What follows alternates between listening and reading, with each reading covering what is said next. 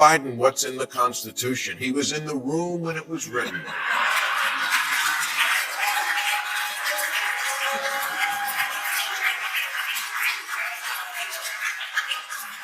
I'm sure The Rock is a good guy and a bright guy. And that is not enough.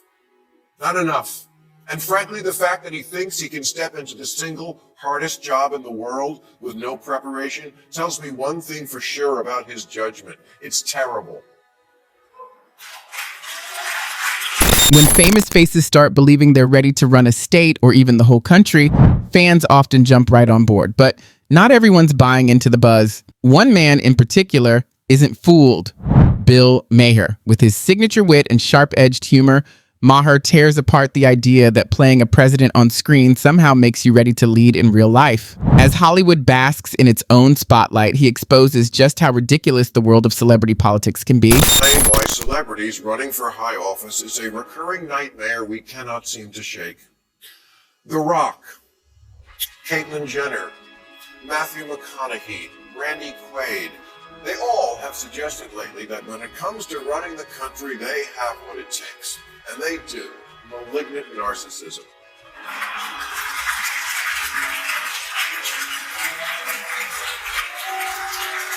Ma began by questioning why Hollywood celebrities believe they can rule a country just because they have played a president on TV. He emphasized that managing a nation is not at all like acting in a movie. In this constructed fiction, every emotion, word, and reaction is carefully crafted to seem perfect.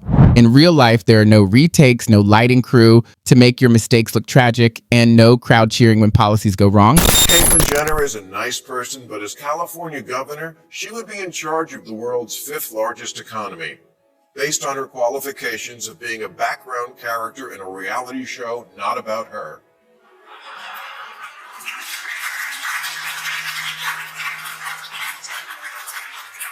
Randy Quaid, who you will remember as Cousin Eddie in the Vacation movies and as Guy rooting through your recycling bin in real life,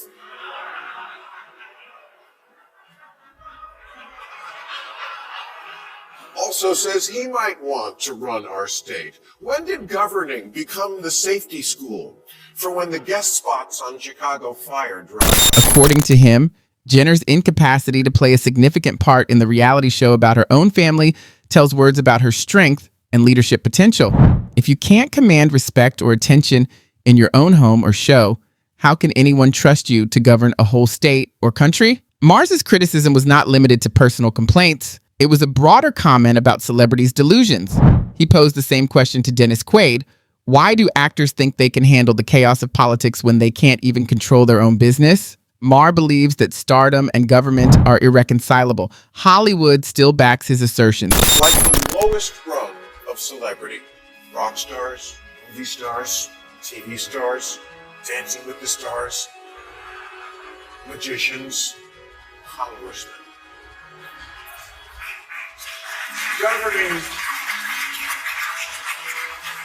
Governing is a difficult, nuanced job with people's lives and livelihoods at stake. Perhaps you've noticed that things in America have been a little different these last 5 months. That's because there are people back in charge who spent their formative years not on a soundstage, but studying the stuff you need to know to be effective on the world stage. Governance is not a movie set where you sign documents, pose, and throw money at problems in the hopes that they would go away. Applause lines, photo sessions, and endorsement deals are not appropriate on our site. This real hard work affects millions of lives. Leading a nation involves making tough, often unpleasant decisions. It's not about playing for the cameras. It is often overlooked by politicians, especially those from Hollywood, that leadership is about responsibility rather than appearances. Ma reminds us that the stakes are far higher than social media likes or ratings. In politics, there are no scripts, no retakes, and no makeup artists to hide the consequences of errors. McConaughey is, I'm sure, also a lovely person, but when he says he's considering a run for governor in Texas, I must say that is not all right.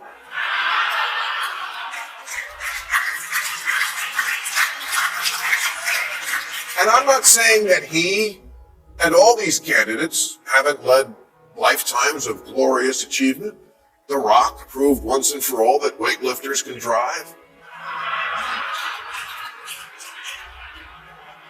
bathroom introduced Lincolns to stoners, and Caitlyn married the woman who married the guy who defended OJ. And it's not that they are actors, it's that they're not professionals in this other field called government. They may share the spotlight, but politics and entertainment demand entirely different skills. Charm, stage presence, or camera-ready confidence can't replace the grit, experience, and policy expertise essential for public service.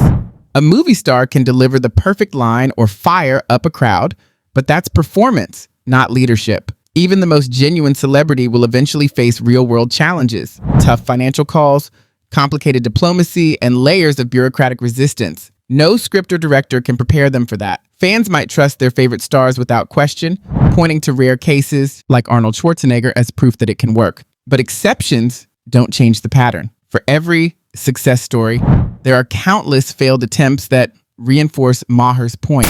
Was a rock star, but because he was good in his field of government. That's not you. Yes, I think I agree with Ma on this point. Governors and presidents are not merely symbolic leaders. They are the protectors of a nation's future. They need to be knowledgeable in government operations, finance, economics, foreign relations, and security. Without that foundation, we risk turning leadership into a global farce. Mars contends that preparedness is just as important as ambition, not that celebrities should be barred from politics forever. If a celebrity truly wants to be a leader, they should take the effort to understand policies, research how governance works, and recognize the effects of their decisions. Who's responsible for our nuclear weapons? What does the 14th Amendment say? Who's the Prime Minister of India? In the event of another nuclear standoff with Russia or China, describe Kennedy's strategy that got us out of the Cuban Missile Crisis. Governing is not a job you can pick up on the afternoon of the inauguration.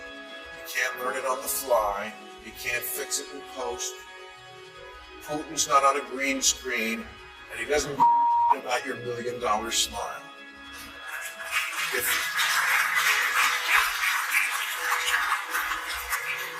If he tells you at a summit that he'd like to take Belarus now, you have to know that's a country and not his lunch order. Most non-career politicians who are elected often face overwhelm in their first term of office. Why? Because they are learning new skills while working. This dangerous experiment puts millions of lives, the economy, and national security in jeopardy. Making mistakes does not teach you how to govern.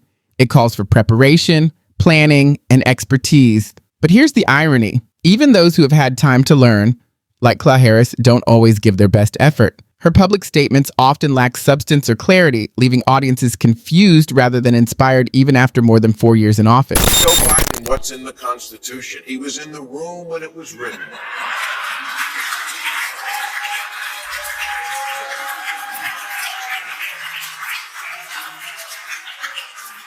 I'm sure The Rock is a good guy and a bright guy. And that is not enough.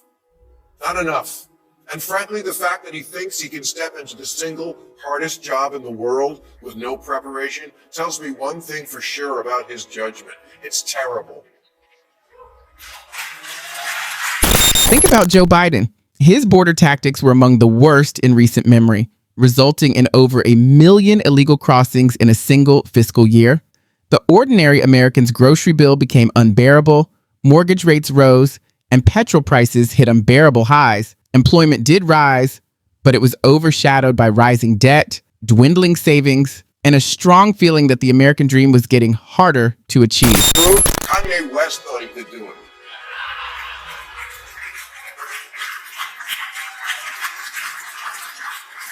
The Rock says he might be the right man for the job because he believes he can unite the country.